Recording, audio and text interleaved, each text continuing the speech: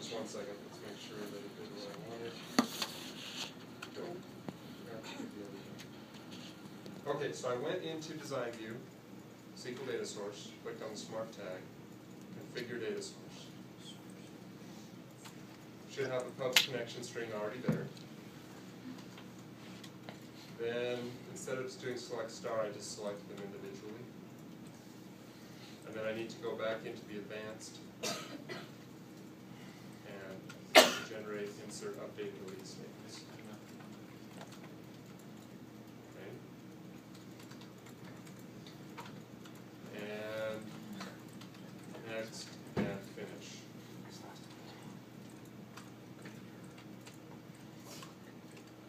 Okay, so now we have a slightly modified select statement, but it does basically the same thing. Selecting all these things from authors.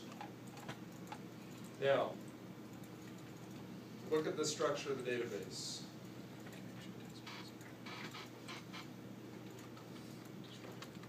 Okay, where am I going to find title information? Yeah, what kind of relationship exists between authors and title? It's actually a many-to-many relationship.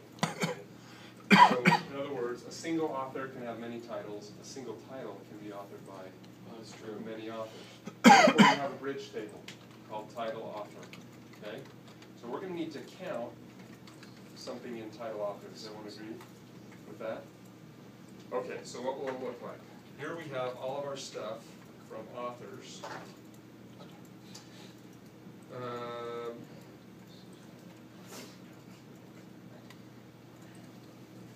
So select blah blah blah blah blah from authors. We also need to add a count in here, right? Count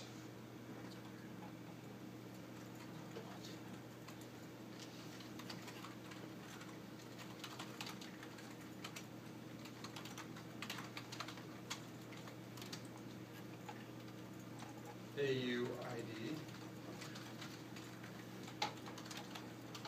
Okay? Does that make sense? From authors, and then what do we need to join? Yeah, join. Title, is it title underscore authors? No, it's just title author. Title author, there it is right in front of me. Okay? And you'll notice Visual Studio puts these square brackets around the column names and the table names. Those aren't really necessary. They're there in case the names have spaces in them. Okay? But you don't really need them. I'm just going to delete the one off of authors. And I'm going to put in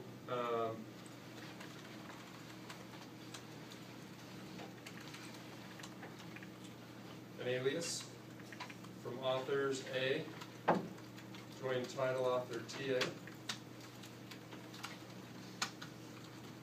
So that's all you have to do from authors. We're not quite done yet, but we're getting close. Okay. Now, I'm counting author ID, but author ID, if you look at the title author table, author ID exists in both tables, right? So I need to be explicit in my query about which author ID I'm referring to here. So I'm going to say a.author ID.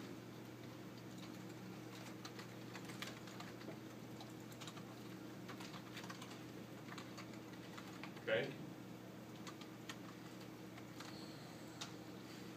Actually,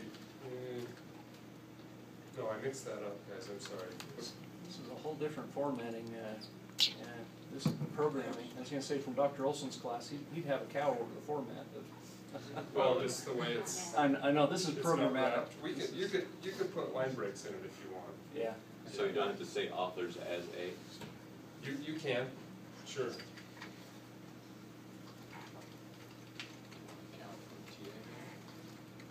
Yeah. So what we really want to do is count what?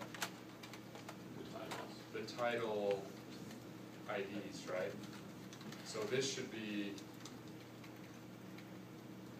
TA dot, what was it? Title underscore ID.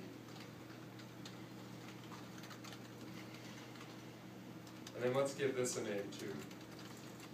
As title count.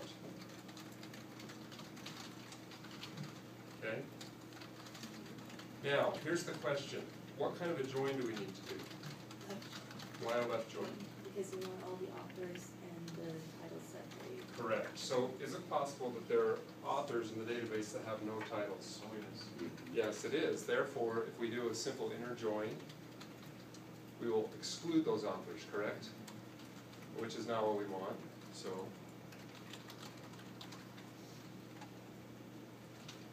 left join or left outer join or whatever you want to say. And so what are we joining on? Right. On a.au underscore id equals ta dot au underscore id. Okay? Does that make sense? I guess you could go to the query window and do it as well, and then just paste it in there. Sure you could. Yeah, and I could make it a little smaller.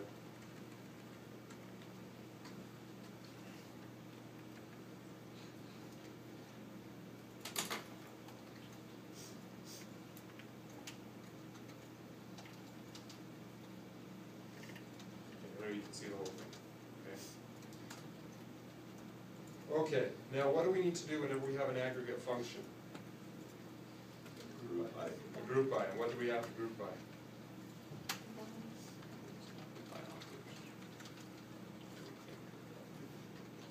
Everything that's not being aggregated, right? So let's just grab all this stuff.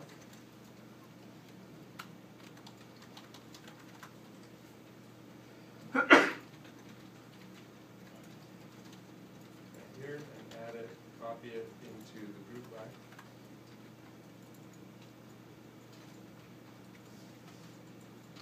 Okay.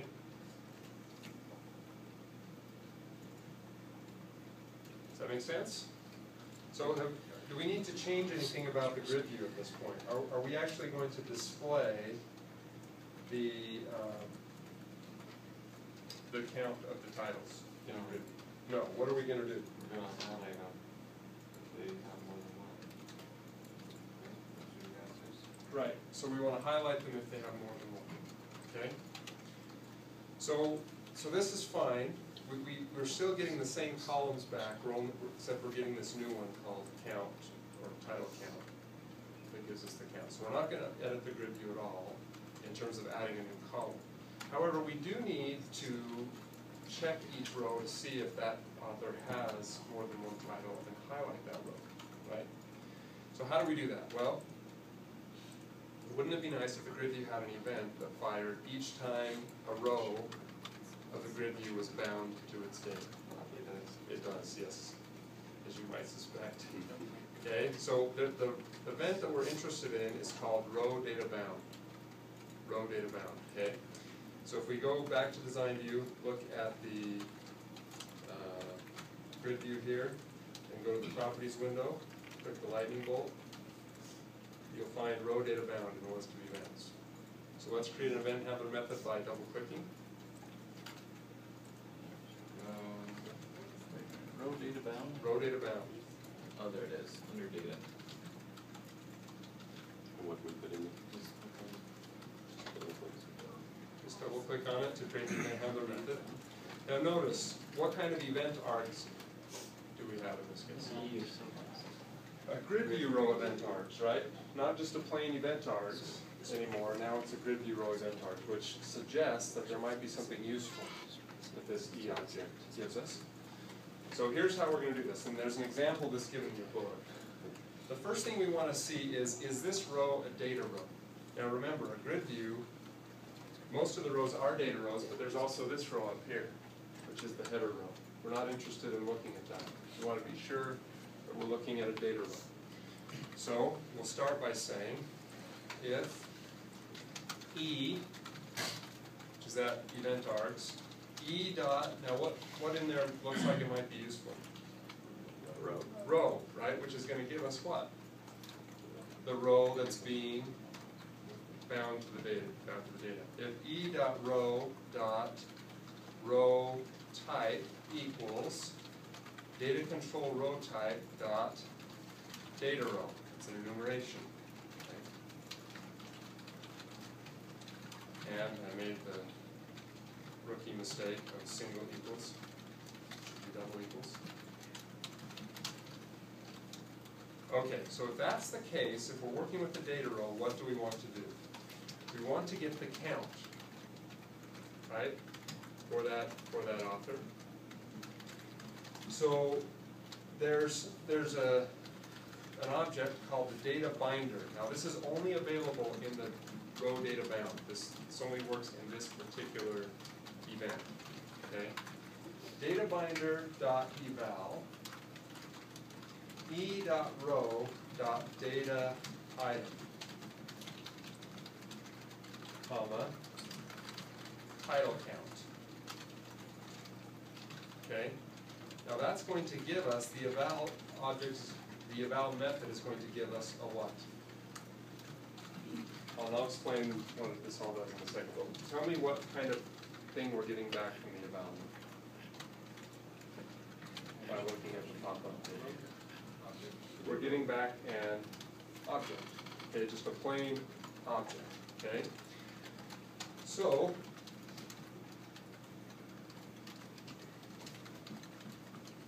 we know though that what is it really? It's an object, but it's just a number, right? It's an integer. So what's stored as an integer? Int count equals, what do we have to do? Cast it. Cast it. Why do we have to cast it? Because we're giving it, eval's giving it to us as an object. We need to cast it as an integer so that our code sees it as, in fact, an integer, which will allow us to see how big it is. Okay? Okay, so once we've done that, we simply say if count is greater than 1. Wait, did I say, yeah, that's right, because it's 2 or more, it's highlighted, right? If count is greater than 1, then what do? We need to set the row to yellow, the back color of the row to yellow. How do we get access to the row? We've already seen through the E object, right? E.row dot back color equals. Why does e.row contain that again? Why does e.row contain it? Okay, so remember, with certain events, we're given a more specialized event arcs thing. Not just the plain one, but a more specialized one. Okay? My first impression would be to go out to the data grid just out on the page, and it probably doesn't inherit down. Now that's not a bad strategy, Maureen, to think that way, because there are cases where you would have to do that. The question is, how do you, remember, the grid view is being built row by row, right? The first row gets bound, the second row gets bound, the third row gets bound. So it would be a little bit difficult to identify the row that you want, okay? Because remember, the grid view is being built as we speak. Does that make sense? Yeah. So the point of this is this event purposely furnishes us with a row object that allows us easy access to the row that's being. I just need to understand all these other things you just thrown up there real fast with the data binding and the row. Yeah, we'll talk about that in just a second, okay? So the point is, this E has a special property called row that gives us easy access to the row that's being met. Okay, now look at this. Does this line make sense? What type of an object is row? How do we find out? You hover over it. What kind of an object is it? It's a grid view row. Grid view row. Okay? A grid view row object has a property called row type. What type is that property? It's a data control row type, which is an enumeration. Remember we said enumeration is just a list of values that really correspond to integers. Okay, so we're saying if the row type of this particular row is data row, meaning it's not the header, it's not the footer, it's the actual data, one of the data rows, okay? If that's the case, then what we need to do is we need to get the data that's associated with that row. Does that make sense? So imagine this empty row is sitting there. It's about to get bound to a row of data from the database. So we need to check that row of data to see if a particular value in that row is over 1. Okay? And that's what this thing does. Databinder.eval takes 2 arguments. Okay? e.row.data item. What is data item?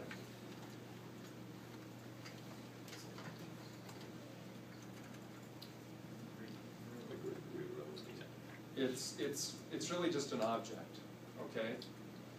Fundamentally, conceptually, the data item is the row of data that you're binding to, okay? So databinder.eval simply looks at the row of data.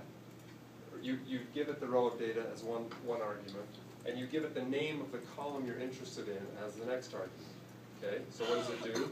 It goes into that data row, grabs the value of the column you want, and returns it as an object, which is why we have to cast it as an integer.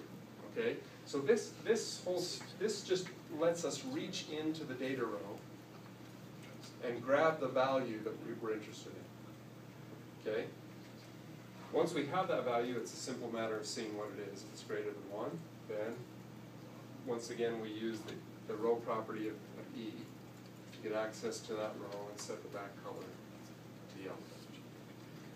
Title count is your column, is that right? Pardon me? Title count is your column? Yeah, so title count was the alias Oh, okay. that I gave in my query for the count. So I did count this as title count. Yeah. Query's gonna throw an error. Pardon me? Query's gonna throw an error. Well, thanks a lot. It says there's an ambiguous column named AUID. Oh, yes. Which is what? Yeah, so every author ID now we have to explicitly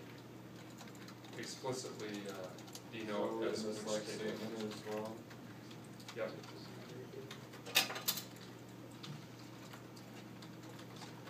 So we'll save that, we'll save code behind, we'll run it.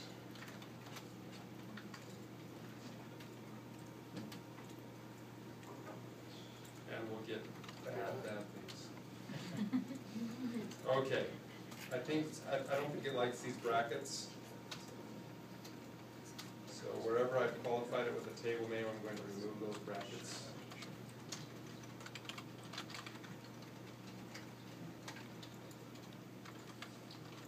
Ta-da.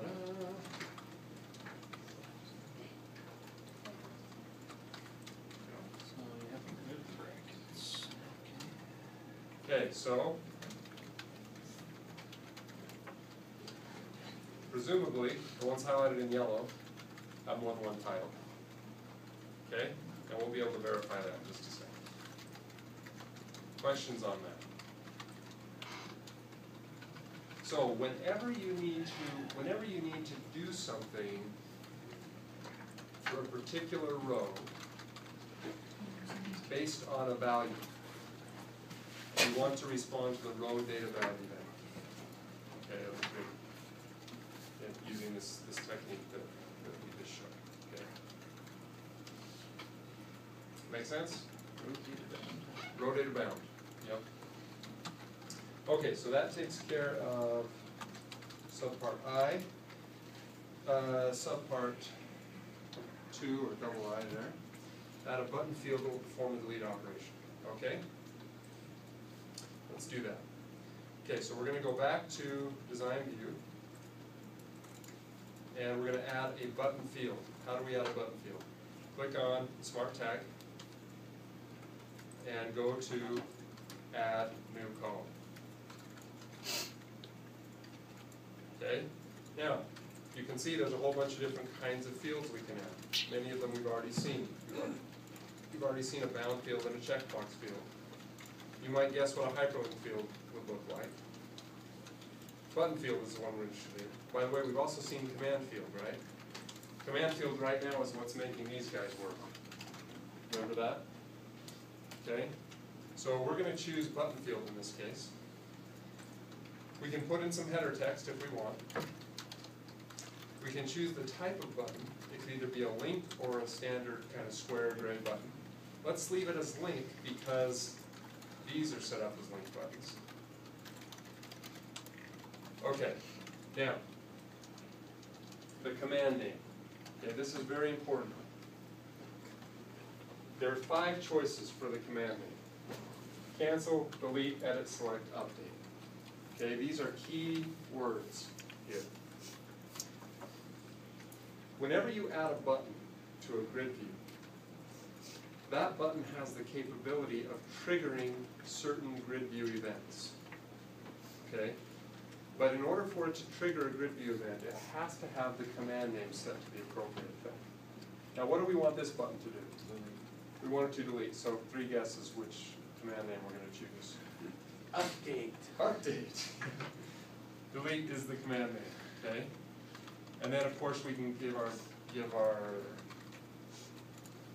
button some text. Delete. Which one did you say had the match or what? Command name. Okay. Command name. So we want to perform delete. Sorry, I thought you were talking about some label on there. I'm like, why is that? No, you can give the text. The text can be anything you want it to be. Of course, we'll say delete because that's what the button does. Okay? And we won't bother with header text. Okay? So we'll say okay. And now we should see that this column has been added, but it looks stupid over here on the right. We want to move it over, so how do we do that? Move column. Yeah, so you can either keep clicking move column left, move. And it moves its way over there. Or you can come into edit columns, and you can grab the delete column here and just bump it up. Either way. Okay, oops, maybe we don't want it clear over there. Maybe we want to move it right. Okay, let's leave it right there. Okay? Okay, now, remember, the command name of this field, here it is, the button field. Button field, right there. Command name equals delete. Now, because we set the command name equal to delete, when the user clicks this button, it's going to fire certain events of the grid view. Which events is it going to fire of the grid view? Let's look at the grid view's events. Which events? Just looking through that list, which events do you suspect this button will Row deleted, row deleting. Yes, row deleted, row deleting, and it will also fire Maybe row editing? row command. Okay? Now, row command is just a generic event that fires anytime any command is issued from a row. So if you press select, if you press edit, if you press delete, row command will always fire. But these others will only fire in response to more particular events.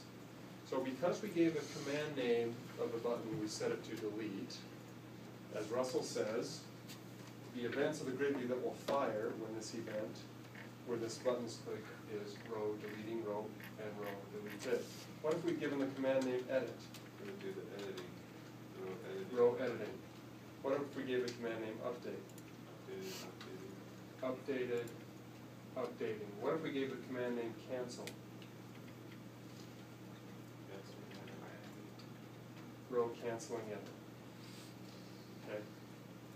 So again, those 5 values for the command name are key in making button fields work properly. Okay? You need to set the command name for what you intend the buttons to do.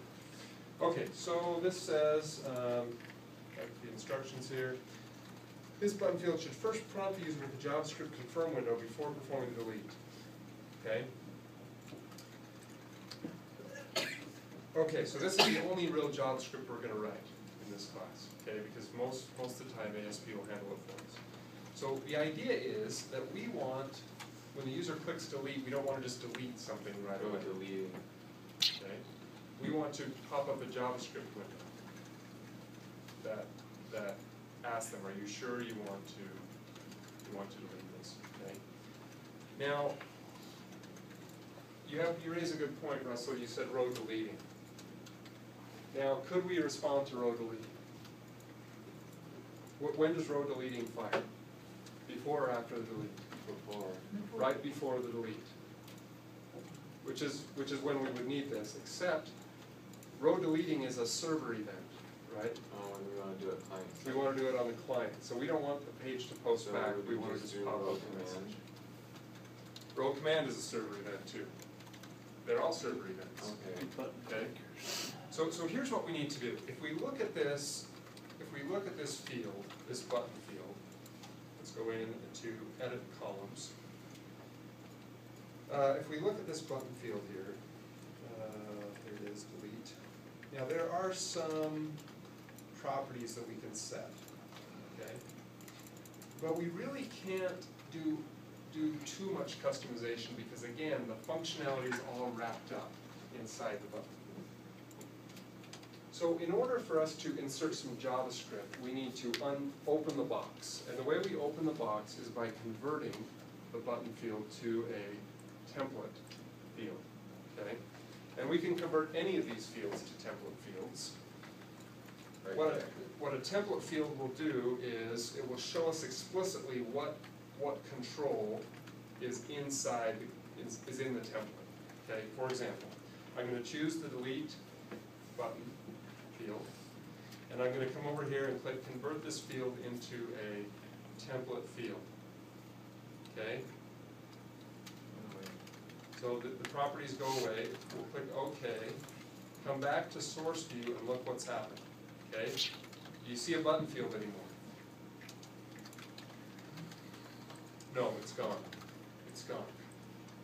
Instead, you see now a template field. Okay?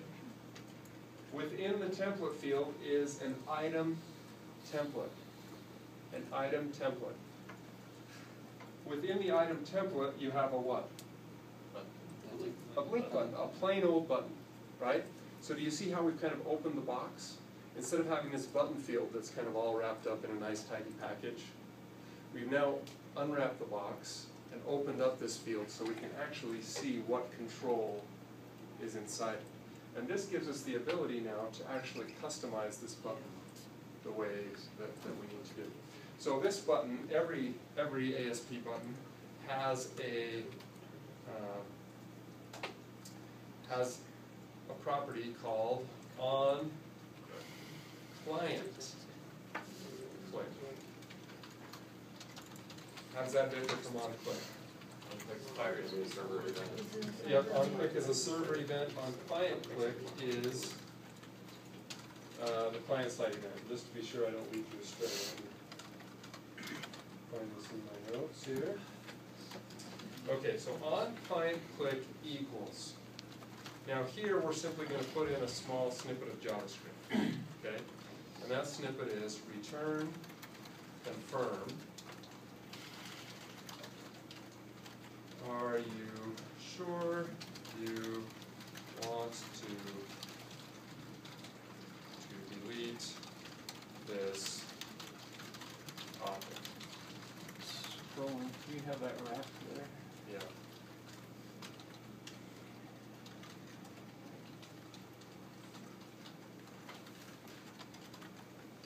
And we'll close with the quote there.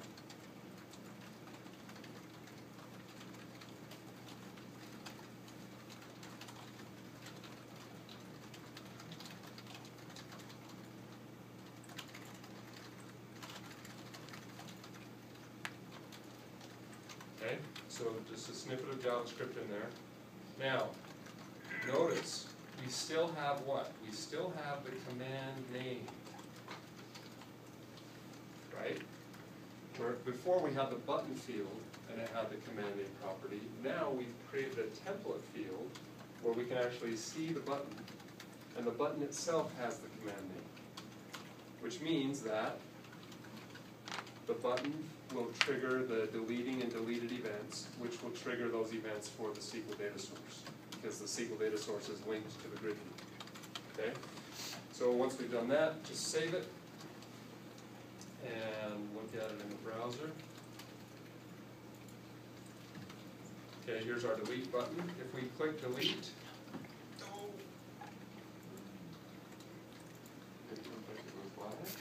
so we're getting the foreign key constraint, which I expected to get. So it's saying you can't delete this author because they have titles, right? Which, that's nothing we've done wrong, that's the foreign key constraint in the database. What I'm more concerned about is why I'm not seeing my JavaScript.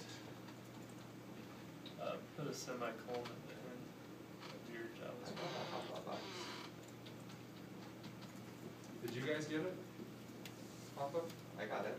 You say put a semicolon here. After the paren, the red paren, or I after didn't that. need a semicolon.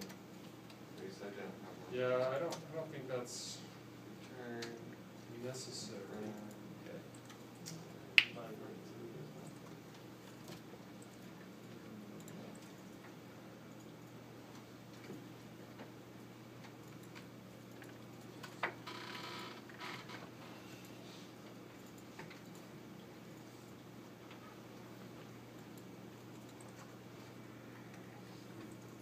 Just close this.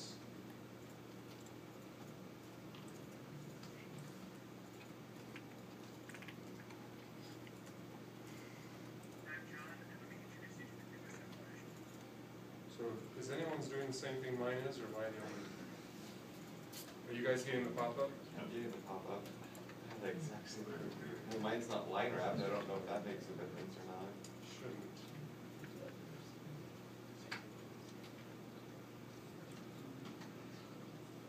Shouldn't make any difference.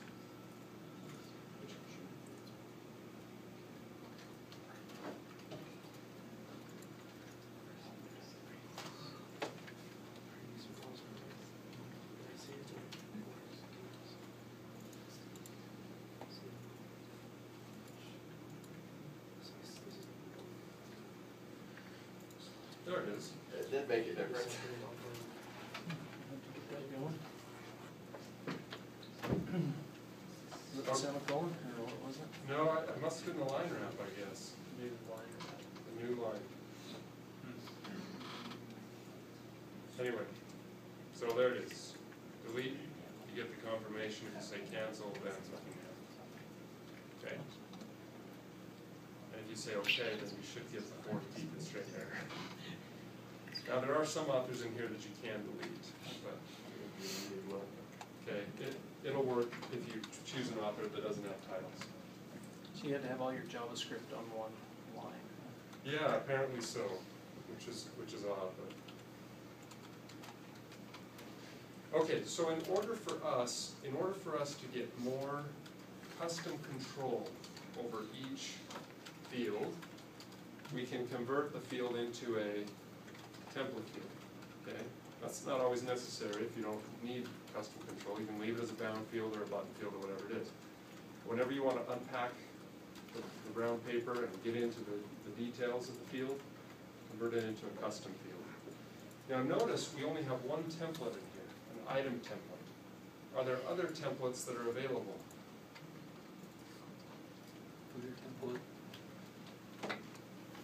Alternating item template.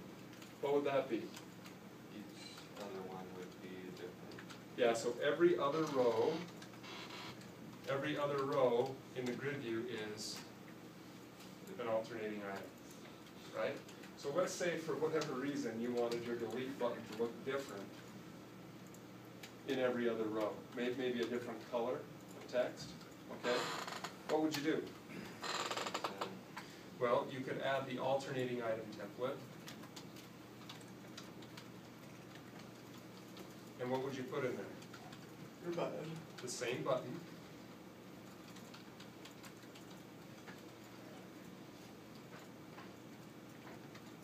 Maybe you would change it though so that it's four color equals, I don't know, Azure, beige. Okay, so by doing that, we should see, yeah, it's hard to see, but, okay? Now, what about when you click Edit?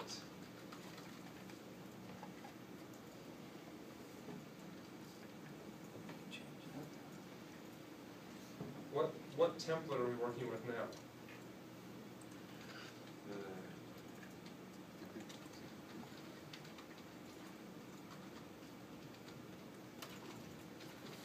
The edit item template.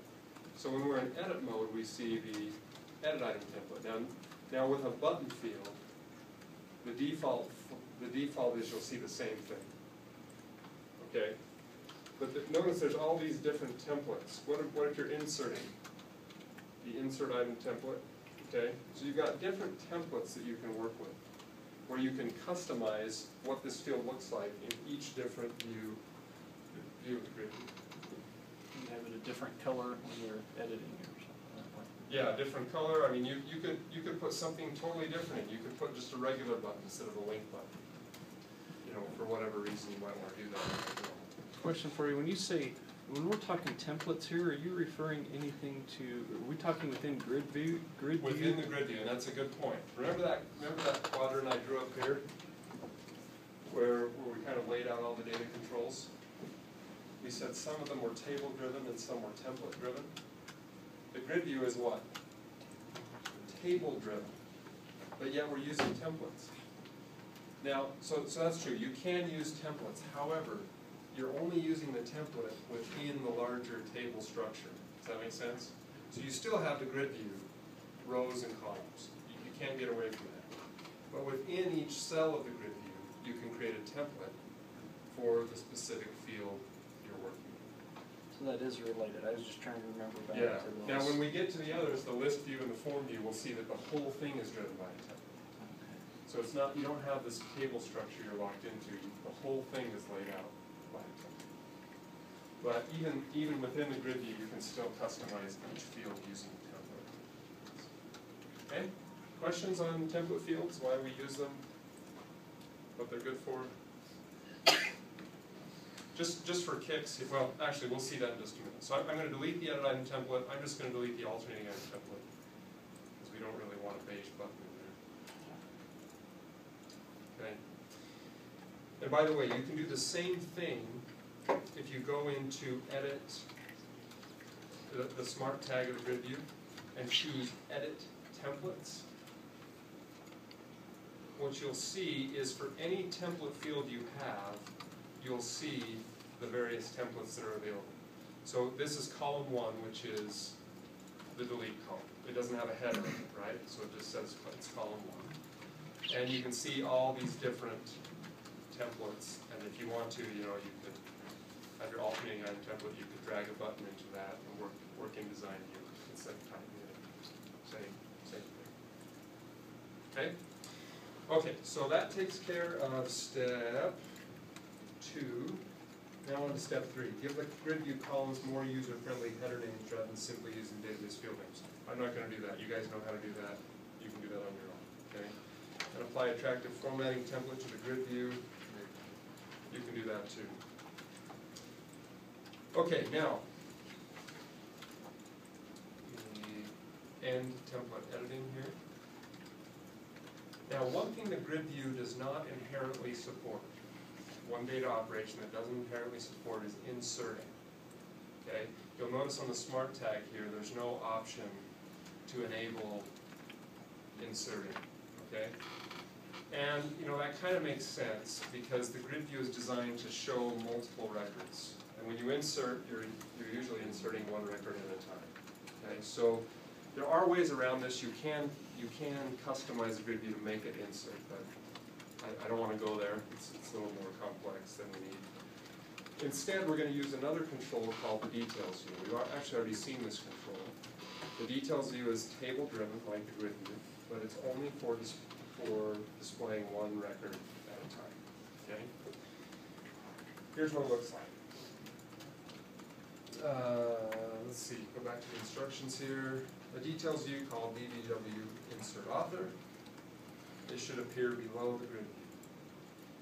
So we'll go in here to our toolbox, go into the data section, grab a details view, drag it. Okay? Now, the sole purpose of this details view is to support insertion of a new author, including the fields of author ID, last name, blah, blah, blah. Okay, so subpart I, set the data source of the details view to the same SQL data source you created for the grid view author grid view. Is that okay? Can we link more than one data control to the same source? Absolutely. So we'll choose the data source, SQL data source 1, which will change the schema of the grid of the details view here. What do we need to enable down here? Enable inserting.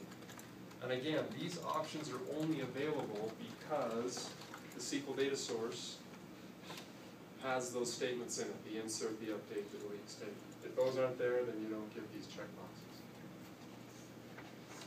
Okay, so if we look at this, let's go back into the source view and look at how this has been set up.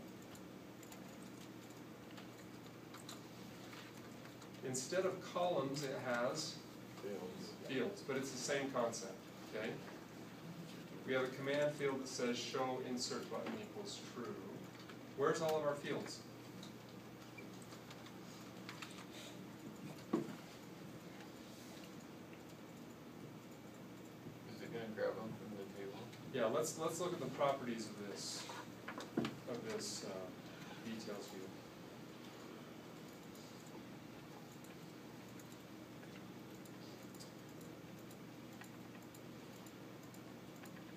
What property have we highlighted here?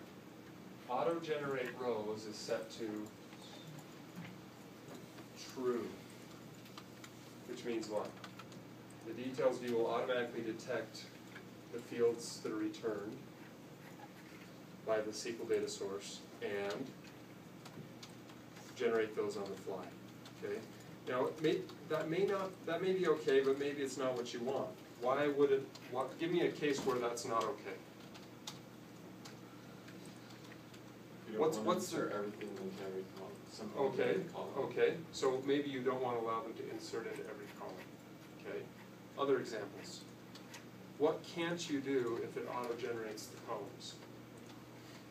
Can't do them from different tables. Can't do it from different tables. Okay. Can you customize anything?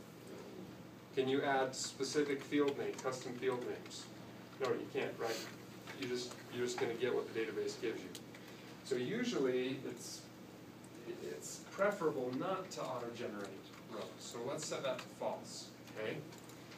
So now everything's empty. So come back into the details view and click refresh schema.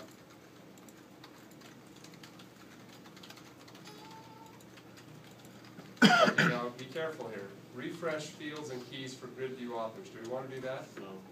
No, we don't. Why not? Because we've added our own custom fields in here, namely this delete thing. If we refresh, that goes away. Okay, so no, we don't want to do that for grid view authors. Do we want to do it for details view 1? Yes. Yes. Okay, and the details view now detects all the fields from the SQL data source, and we can see now inside fields we have all these bound fields there. Yes. So I noticed there was some changes that happened to the grid view. Like I don't know exactly what I did, but like it still like looks different after we refresh. After like even though we said don't refresh this schema. Did it look different? It changed. I mean, it looks like it should still be the same, but I noticed like it like got smaller. Did it get smaller? Yeah, it may have just kind of refreshed on the screen. Lost and my data refreshed source. it, but nothing about the field should have So changed. you got all your add, insert, The update, delete. delete button should I still be lost all there. that. Okay, now, a couple of things you notice about this, okay? First of all, you get all the fields from the select statement. Do we want all these fields? Yours got all that in it. For example, do we want to allow the user to insert a title? Whoops. Didn't mean to do that.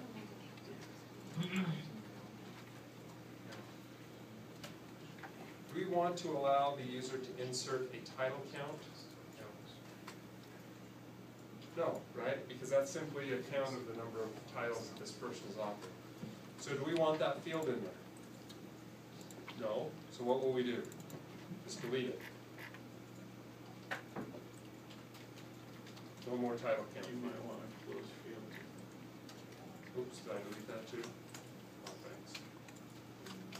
Okay, so just delete that bound field that is linked to title count.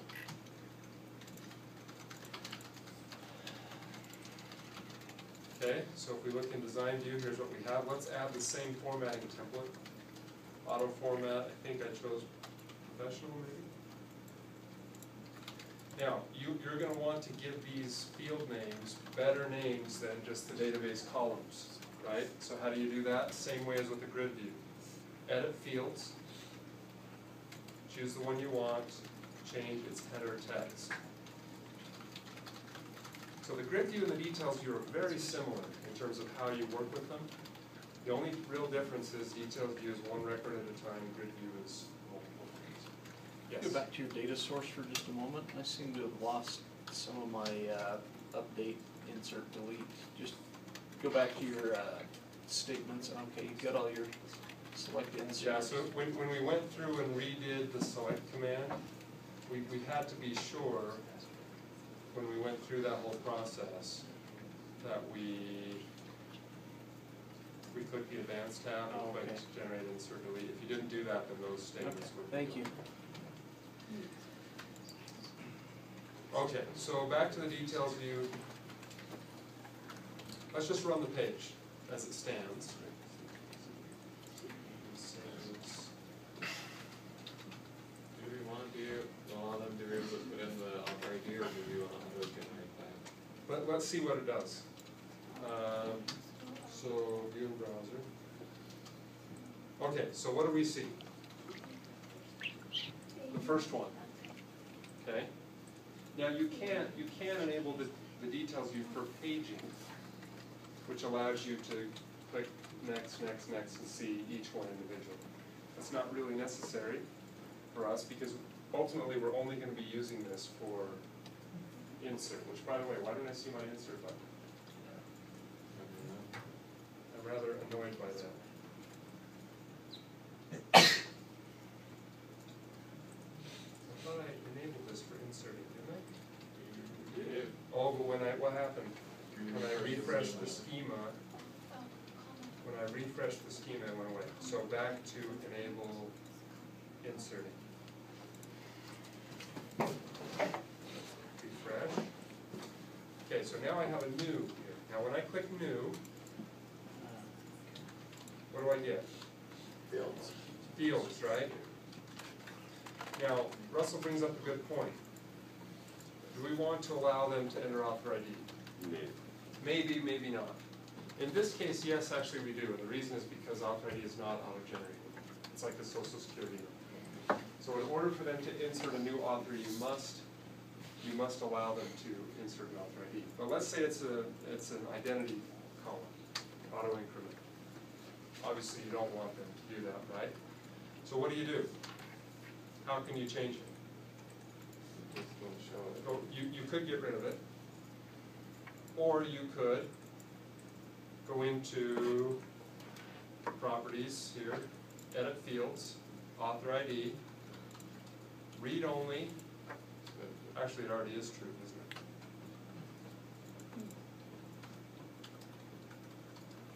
Well, they're all read only when we first see them on the page until you click the insert button. Yeah, but if you look at these other ones, It's difficult. yeah. Oh, no, I know what that is.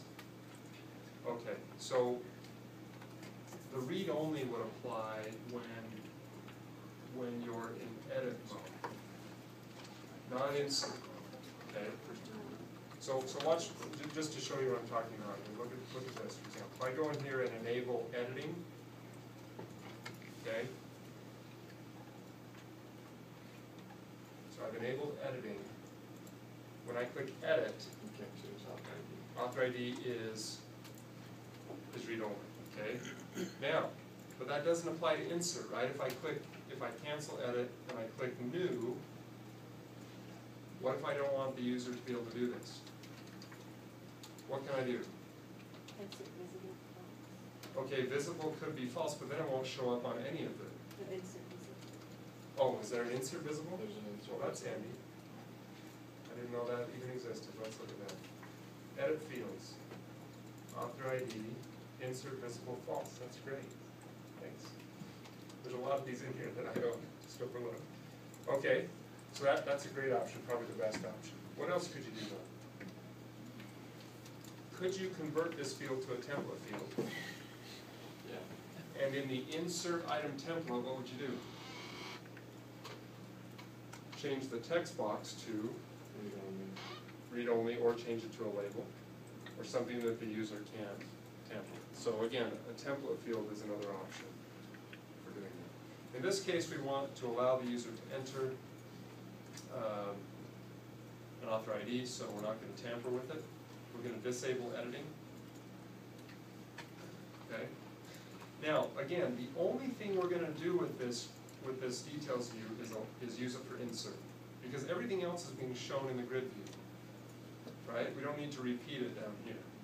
So it's only when the user wants to insert a record that we want to show this. So instead of making them press new, let's set the default mode of our details view to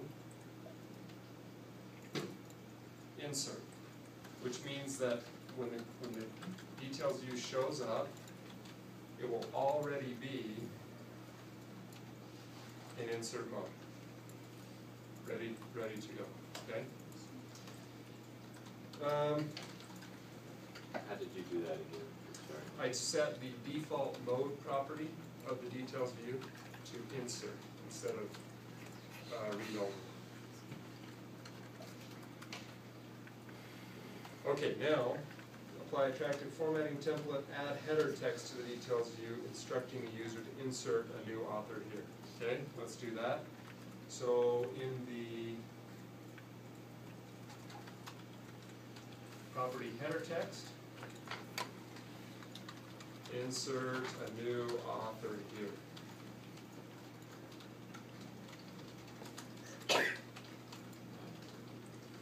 Okay, so it puts that text in there. Where's that at? That's in the header text property. The header text property of the details view. Which column? There's a property of the details view called header text, and we just added that text in there.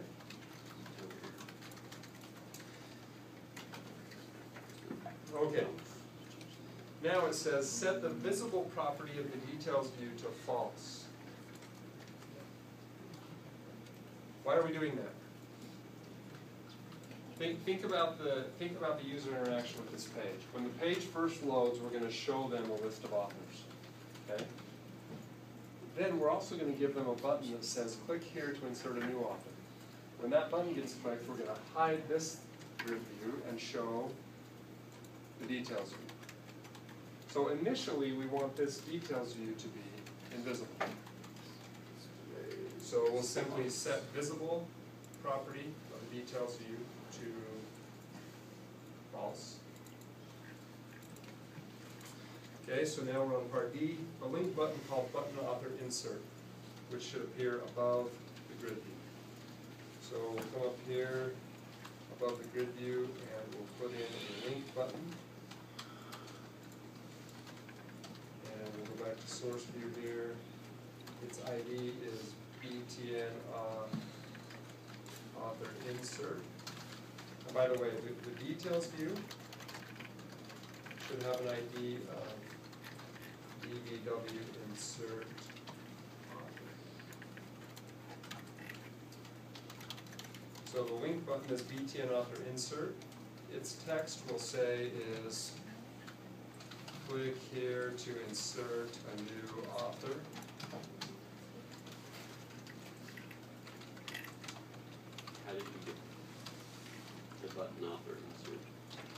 drag it on from the toolbox, link button. And then change the, So I just grab the link button from the toolbox, drag it onto my page. I set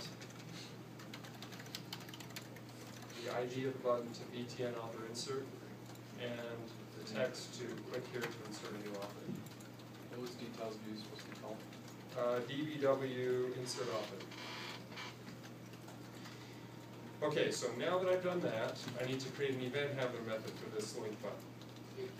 Double click it. Here it is. What do I need to do? GBW authors, which is the grid view, dot visible equals false. DBW insert author dot visible equals true. What else should I make invisible? How about the button where they click to insert an author? BTN author insert dot visible equals false. Does it make sense what we're doing here? Okay, so save it. Come back and refresh.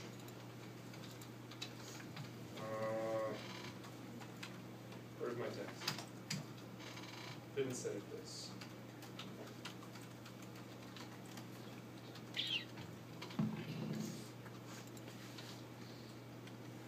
Okay, so we have the list of authors, right? What happens when we click this button? When we click the button, the grid view will disappear. This button will disappear. And what will appear? The details view. And it is in what mode? Insert mode, because we set that as the default mode. Okay, so let's insert an author.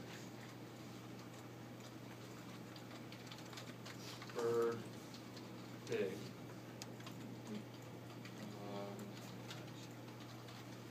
What city is Sesame Street in? New York. I think so. You don't know how to get there. Yes. I don't know what zip code New York is. I'm not such a busy. We'll say their contract. Insert. Did it happen? What should happen when we click insert? it needs to go back to Go back to the grid view. What event will we respond to make that happen? How do we do it? Go to the details view and configure the insert when it's inserted, I guess. When it's inserted. So what event? You find the event, tell me what it is. It's on inserted index or something. You find the event, tell me what it is. Item inserted, okay, which fires, which if you click on it, it'll tell you, fires after an insert command is executed on the data source. That's perfect, right? After the insert happens, we want to, so we'll click, double click item inserted, and what will we do? The opposite of what we did up here. So we'll put all this in.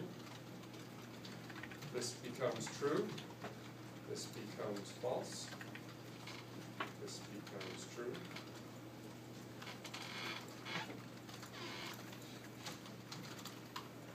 Okay, so we click, let's see if I save everything. Nope. Save this, refresh. Okay. Now where's Big Bird? There it is. Okay, so let's add another one. Let's delete Big Bird. Delete. Okay, he's gone. Insert. Let's add him back in again.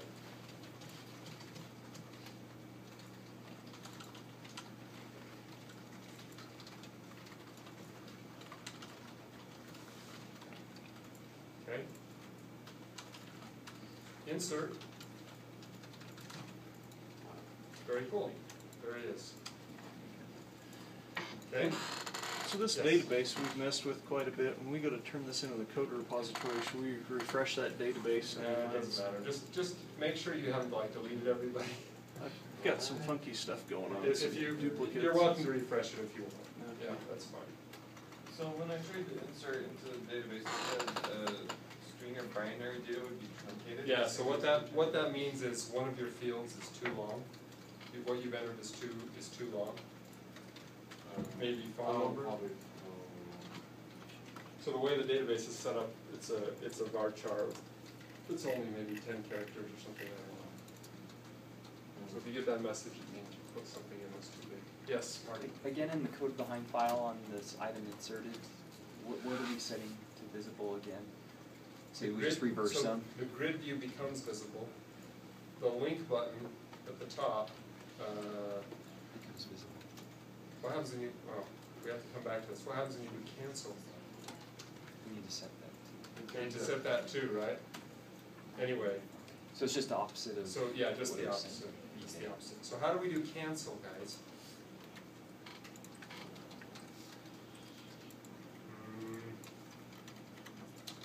Okay, so here's our details view. Look for the event.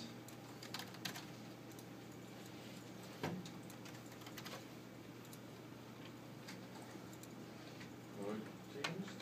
Because it goes from like, Okay. it goes from the insert mode to the view mode when you click cancel, so like mode changing. Does it go into view mode? It does, like you click cancel, it'll go out of the insert mode and it'll just display the person in your data. Okay, we could try mode change. So what will we do? The same stuff? Let's give it a shot. Save everything.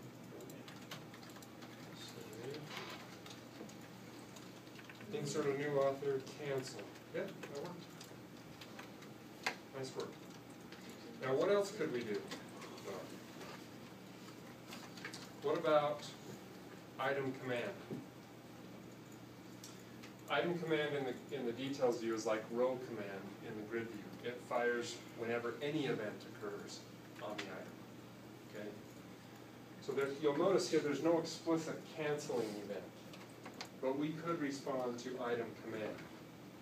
Okay? But you'd have to say specifically for the cancel button. For the cancel button. So here's how you would do that. If you wanted to respond to item command, you could say, notice that you have this handy dandy E object.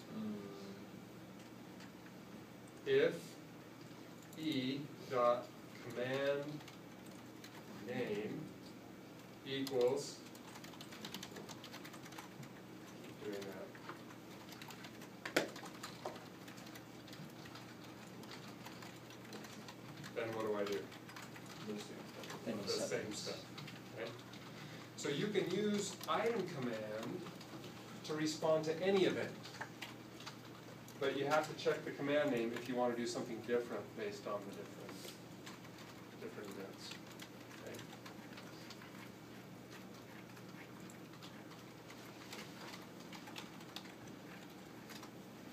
Okay. So that mode change, we'll just do it on any mode change. So you Yeah, have to be careful with anytime the that. grid view changes modes, it would fire the mode change event.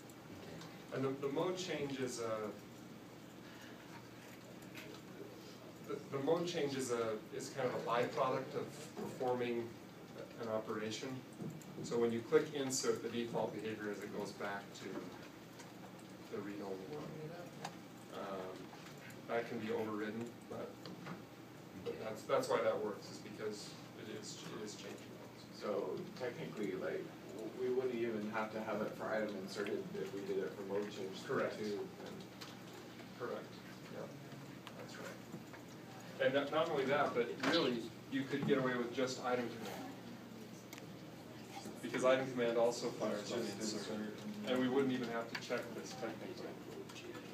Because no matter whether they cancel or insert, you still want to do the same. Okay, so there are multiple options there.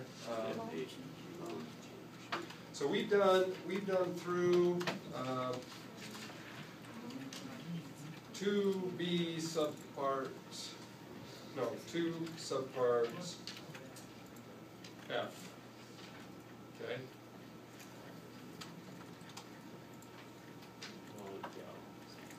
Yeah, so this is a long assignment. So I want you guys to try to get through the rest of part 2, okay, which means adding another grid view. See how far you can get, and then next time we'll continue on this saga. So I'm going to bump things on the calendar a little bit. So I'll do that when I get up to my office. We'll adjust things to give us more room in the schedule, and then we'll come back and visit this again on Thursday. Questions? Yes, sir. I haven't been able to preview the page the whole time because of some random error that you've been trying to decipher, but couldn't. So if you have Oh, to see really? it, Okay, yeah, I'll come on. The rest of you guys will see you on Thursday.